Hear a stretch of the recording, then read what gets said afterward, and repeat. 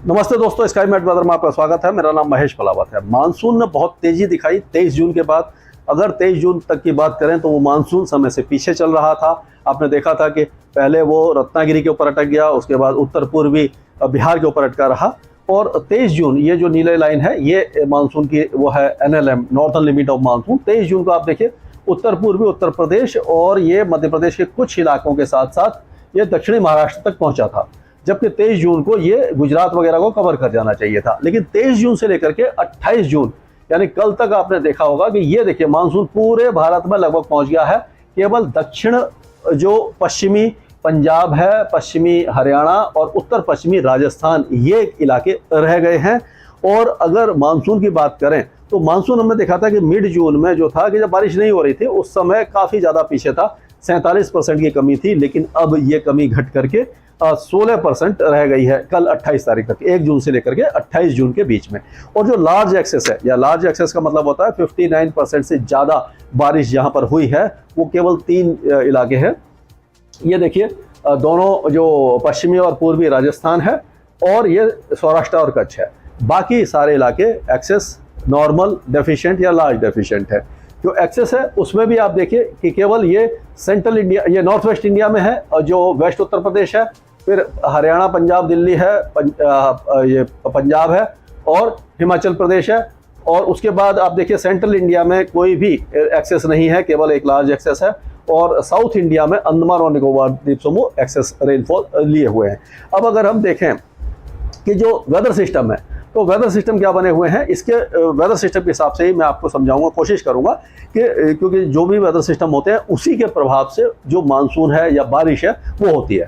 तो western disturbance आप देखिए काफ़ी पीछे बना हुआ है। अब जो वेस्टर्न डिस्टर्बेंस आते हैं पैसे पूरे साल चलते हैं, लेकिन इस समय जो इनकी इंटेंसिटी और फ्रीक्वेंसी बहुत ज़्यादा कम होती है, इनमें ताकत नहीं होती, मॉइस्चर नहीं होता और काफ़ी हल्के होते हैं, क्योंकि जो मेन सिस्टम है वो अपर लैटिट्यूड में रशिया वगैरह चाइना वगैरह के ऊपर चले जाते हैं।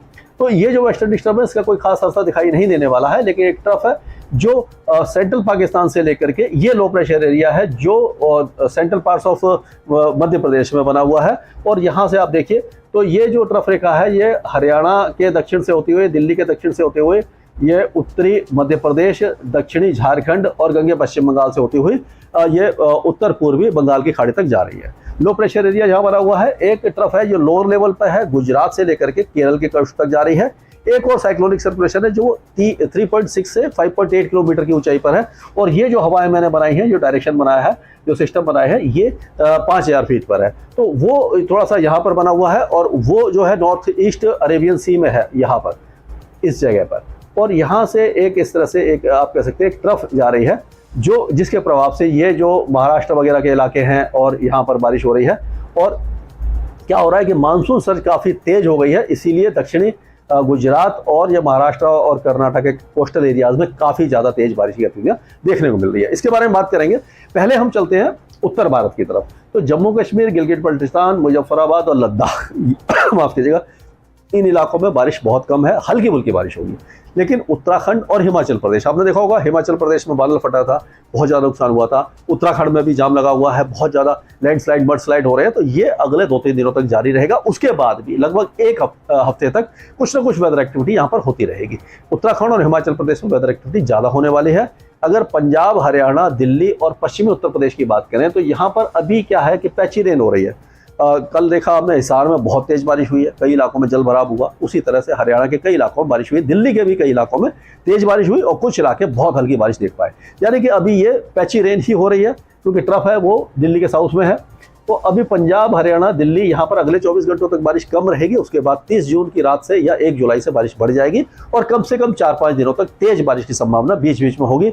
बीच में गैप आएगा, फिर बारिश होगी और गर्मी और उमस से राहत मिल जाएगी। और राजस्थान की तरफ चलते हैं, यानी कि ये 3 हो गया। अब उत्तरी राजस्थान जो रह गया, उत्तर पश्चिमी राजस्थान, हमने देखा कल हनुमानगढ़ और जो बीकानेर है उसके दक्षिणी जिलों में बहुत तेज बारिश हुई है, काफ़ी ज़्यादा अच्छी बारिश हुई है। तो ये इंडिकेशन है कि मानसून अब यहाँ पर भी कवर कर जाएगा, यानी कि पूरे भारत को अब कवर बहुत जल्दी कर लेगा। बाकी जो इलाके हैं पूरे पूर्वी राजस्थान में तेज बारिश है और जोधपुर वगैरह तक बारिश हुई है। जैसलमेर में अभी बारिश हल्की है और आगे भी हल्की ही रहने वाली है, लेकिन बाकी राजस्थान अच्छी बारिश देखेगा और ये मूसलाधार बारिश कई इलाकों में होगी। बिपरजॉय के समय बारिश हुई थी, उसके बाद गैप आया, अब फिर से यानी गर्मी आई थी, एक हफ्ते की आई थी, उसके बाद फिर से ये वेदर एक्टिविटी शुरू हो गई, मानसून एक्टिव हो गया है। अब गुजरात की बात करें तो गुजरात में भी हमने देखा कि जो सूरत, वलसाड़, बड़ौदा वगैरह ये सारे इलाके हैं, अहमदाबाद, ये सारे इलाकों में तेज बारिश हुई है और अभी जो बारिश की गतिविधियां हैं लगभग पूरे गुजरात में हो रही हैं और आगे भी बढ़ी रहेंगी। यानी 2 या 3 दिनों तक गुजरात के कई इलाके बारिश देखेंगे। केवल ये जो नलिया और भुज के जो इलाके हैं, इन इलाकों में यानी रण ऑफ कच्छ है और जो नलिया है, यहाँ पर बारिश कम होने वाली है इस इलाके में। और बाकी जो इलाका है यानी कि वेरावल, पोरबंदर माफ कीजिएगा, दीव, सूरत, वलसाड़, नवसारी, पंचमहल, डांग, ये सारे इलाके बहुत अच्छी बारिश देखने वाले हैं। अब चलते हैं मध्य प्रदेश की तरफ। तो मध्य प्रदेश में ये लो प्रेशर एरिया तो बना ही हुआ है। अब ये लो प्रेशर एरिया धीरे धीरे थोड़ा सा उत्तर पश्चिम की तरफ जाएगा, यहाँ पर आ जाएगा, ये ट्रफ रेखा भी थोड़ा ऊपर चली जाएगी। इससे क्या होगा कि मध्य प्रदेश के जो पश्चिमी जिले हैं, अभी झांसी में बारिश नहीं हो रही है, लेकिन अब झांसी और दतिया, मुरैना, इन इलाकों में बारिश शुरू हो जाएगी। शाजापुर, गुना, उज्जैन, रतलाम, धार, खांडवा, खरगोन और जो इंदौर है, सिवनी है, देवास है, अलीराजपुर, बरबनी, ये सारे इलाके तेज बारिश देखेंगे। जिस तरह से कोटा संभाग है जो राजस्थान का, उस इलाके के साथ साथ यहाँ पर तेज बारिश होगी। और अभी अगले 24 घंटों तक तो सिद्धि, सतना, सिंगरौली, पन्ना, उमरिया, दमोह, कटनी, जबलपुर, अनूपपुर, मांडला, ये जो इलाके हैं, छिंदवाड़ा, बैतूल, होशंगाबाद, तेज बारिश होगी। उसके बाद यहाँ पर 2 दिनों के बाद बारिश की गतिविधियां कम होने लग जाएंगी और पश्चिमी मध्य प्रदेश में ही बारिश की गतिविधियां रहेंगी और जो 1 सप्ताह तक रहेगी। यानी धीरे धीरे जो बारिश है वो पश्चिमी जो भारत की तरफ धीरे धीरे बढ़ना शुरू हो जाएगी।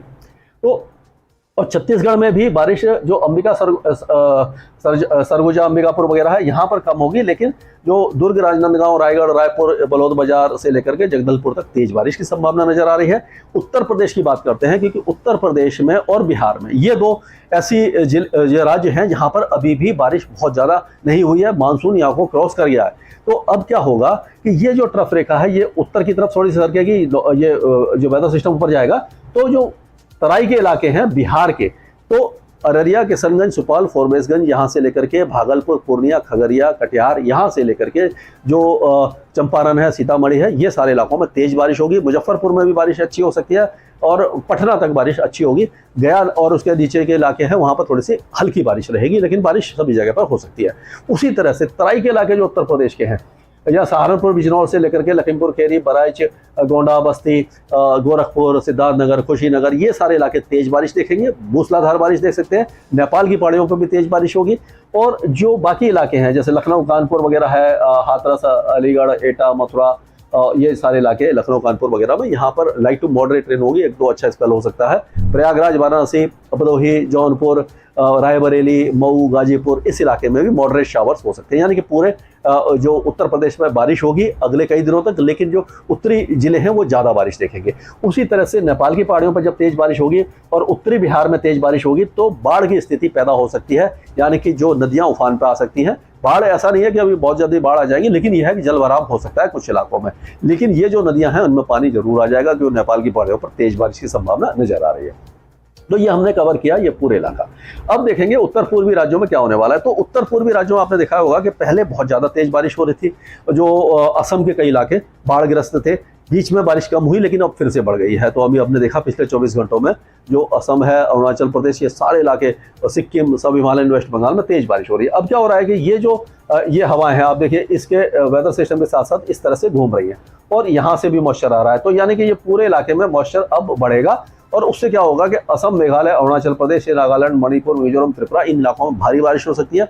बाढ़ की स्थिति फिर से गंभीर हो सकती है इस इलाके में। गंगे पश्चिम बंगाल, कलकत्ता, पुरुलिया और जो बांकुरा है, शांति निकेतन, इस इलाके में भी अच्छी बारिश की संभावना नजर आ रही है। हालांकि बहुत ज्यादा लगातार बारिश नहीं होगी, लेकिन बारिश हो रही है। ऐसे ही अब हमने देखा कि ये जो उड़ीसा के कई इलाकों में अच्छी बारिश हुई है, अगले 1-2 दिनों तक बारिश रहेगी। फिर उड़ीसा, छत्तीसगढ़ और तेलंगाना, आंध्र प्रदेश और तमिलनाडु, ये जो इलाके हैं बारिश कम देखना शुरू करेंगे, यहाँ पे वेदर सिस्टम पश्चिम की तरफ हट जाएगा।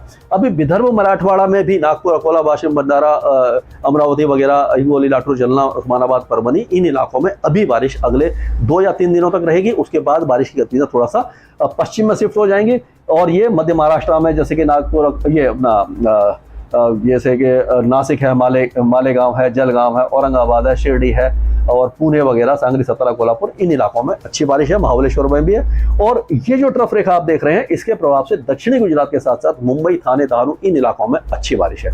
मुंबई में बारिश का जो एवरेज है जून का, वो 526.3 मिलीमीटर होता है। 400 मिलीमीटर से ज़्यादा बारिश हो चुकी है, यानी कि जून के महीने में इस एवरेज को ये कवर कर लेगा। और मिड जून तक, यानी 20-22 जून तक हमने देखा था केवल 17 मिलीमीटर बारिश हुई थी मुंबई में। और मुंबई वाले परेशान थे, गर्मी और उमस बहुत ज़्यादा थी कि कब बारिश होगी, कब मानसून आएगा। अब जब मानसून आ गया है और जल भराव दिखाई दे रहा है, 100 मिलीमीटर से ज़्यादा बारिश कई इलाकों में हो रही है, अब लोग परेशान हैं कि बारिश कब रुकेगी। तो ये हमारा नेचर है, ह्यूमन नेचर है कि हम कभी भी खुश नहीं रह पाते हैं। लेकिन यह है कि परेशानी तो है, बारिश हो रही है, जल भराव है, ये नेचर तो है ही है। लेकिन जो हमारे जो गलतियां हैं, यानी कि हमने जो वाटर बॉडीज़ को एनक्रोच कर लिया है, जो जल के निकास के साधनों को कब्जा कर लिया है, उसके कारण ये जलभराव हो रहा है। पहले भी बारिश होती थी लेकिन अब तक जलभराव नहीं होता था, लेकिन अब होने लगा है। तो ये इस तरह से यहाँ पर रहने वाला है। तो ये पूरा इलाका हमने कवर कर लिया। अब हम देख सकते हैं साउथ इंडिया की तरफ। अभी ये जो मानसून सर्ज है वो काफ़ी ज़्यादा एक्टिव है। जो हवाएं हैं बहुत तेज़ी से आ रही हैं यहाँ पर। ये जो हम कह सकते हैं कि ये जो पूरा इलाका है, यहाँ से लेकर के ये कर्नाटक वगैरह में, यहाँ पर तो जो मुंबई, थाने, दहानू से लेकर के जो रायगढ़, अलीबाग और सिंधुदुर्ग, रत्नागिरी, गोवा, यहाँ तक भारी बारिश है। बेलगावी, बेंगलुरु, होनावर, कारवार, ये जो कोस्टल कर्नाटक है, यहाँ पर भी भारी बारिश की संभावना है, 100 मिलीमीटर से ज़्यादा। केरल में बारिश की गतिविधि थोड़ी सी कम रहेगी, मॉडरेट शावर्स रहेगा। बेंगलुरु वगैरह जो आंतरिक कर्नाटक है, वहाँ पर भी मॉडरेट शावर्स होंगे। लेकिन जो नीलगिरी हिल्स है, ये जो यहाँ पर है, जो केरल और इसके तमिलनाडु के बीच में, यहाँ पर बारिश काफ़ी अच्छी है, क्योंकि ये सर्ज तो आएगी लेकिन यहाँ पर ही बारिश रुक जाती है, क्योंकि ये हवा जो मॉइस्चर वाली यहीं पर डिप्लीट मॉइस्चर कर देती है, यहीं बारिश होती है। और जो तमिलनाडु के साइड में जो हवा जाती है वो शुष्क होती है, सूखी हवा होती है। तो इस यहाँ पर साउथ वेस्ट मानसून में तमिलनाडु बारिश कम होती है। लेकिन जब मानसून विदाई लेता है, यानी कि जब नॉर्थ ईस्ट मानसून आता है, यहाँ से ये इधर से जब लेती है हवा, तो आंध्र प्रदेश और तमिलनाडु, ये सारे इलाके में बारिश की गतिविधियाँ 60% जो बारिश है पूरे साल की, वो तमिलनाडु को नॉर्थ ईस्ट मानसून में अक्टूबर से दिसंबर के बीच में मिलती है। तो तब बारिश वहाँ पर बढ़ेगी। लेकिन अभी भी बीच बीच में जब सिस्टम बनेंगे तो बारिश की गतिविधियाँ यहाँ पर होती रहेंगी। तो कुल मिलाकर के हम कह सकते हैं कि अब ये 2-3 दिनों के बाद क्या होने वाला है कि ये जो इलाका है, यानी कि तेलंगाना का कुछ इलाका, ये कर्नाटका के ज़्यादातर इलाके, ये पूरा और आगे तक चलते यहाँ तक, ये जो इलाका है, यहाँ पर बारिश की गतिविधियाँ कम हो जाएंगी। लेकिन भारत के बाकी इलाकों में बारिश काफ़ी अच्छी होने वाली है। तो इसके आगे जो भी अपडेट होगा मैं लगातार साझा करता रहूँगा स्काई मेट वेदर में। अभी के लिए